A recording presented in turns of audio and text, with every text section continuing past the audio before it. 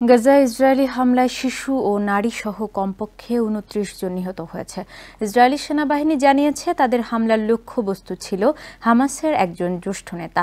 এ হামলার ফলে ভবনের ধ্বংসস্তূপের নিচে অন্তত ৮০ জন চাপা পড়ে রয়েছে বলে জানিয়েছে গাজার স্বাস্থ্য মন্ত্রণালয়। এদিকে ইস্ট জেরুজালেমে জাতিসংঘের স্কুল বন্ধ করে দেয়ায় ইসরায়েলি সরকারের উপর নিন্দা জানিয়েছে ওআইসি। অন্যদিকে গাজায় আহত ও এতিম শিশুদের আশ্রয় দেওয়ার জন্য ঘোষণা দিয়েছে ইন্দোনেশিয়া।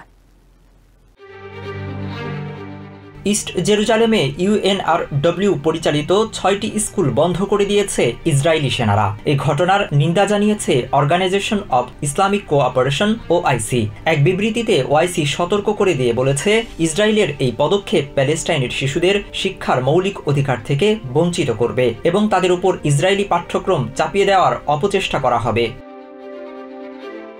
এদিকে গত ২৩ মার্চ গাজায় ১৫ জন জরুরি সহায়তা কর্মী হত্যাকাণ্ডের ঘটনার তদন্তের আহ্বান জানিয়েছেন ব্রিটেনের প্রধানমন্ত্রী কিয়ার স্টারমার। এই ঘটনাকে কেন্দ্র করে ইসরায়েলি প্রতিরক্ষা বাহিনীর দেওয়া বিবৃতির বিরোধিতা করে এক ভিডিও বার্তা দিয়েছে ডাউনিং স্ট্রিট।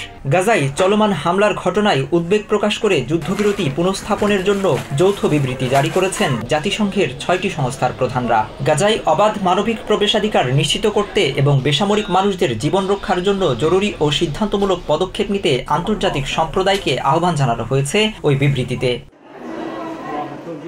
অন্যদিকে গাজার আহত ও এতিম শিশুদের আশ্রয় দেওয়ার ঘোষণা দিয়েছে ইন্দোনেশিয়া। বুধবার মধ্যপ্রাচ্যে সপ্তাহব্যাপী সফরের প্রথম যাত্রাবিরতিতে আবুধাবিতে যাওয়ার আগে এই ঘোষণা দেন দেশটির প্রেসিডেন্ট প্রাবিও সুবিয়ান্ত। এদিকে গাজায় ইসরায়েলি বাহিনীর চলমান বোমা হামলার বিরুদ্ধে প্রতিবাদ জানিয়েছেন ইরানিরা। বুধবার ইরানের রাজধানী তেহরানে আয়োজিত বিক্ষোভে জড়ো হয়েছিলেন হাজার হাজার মানুষ।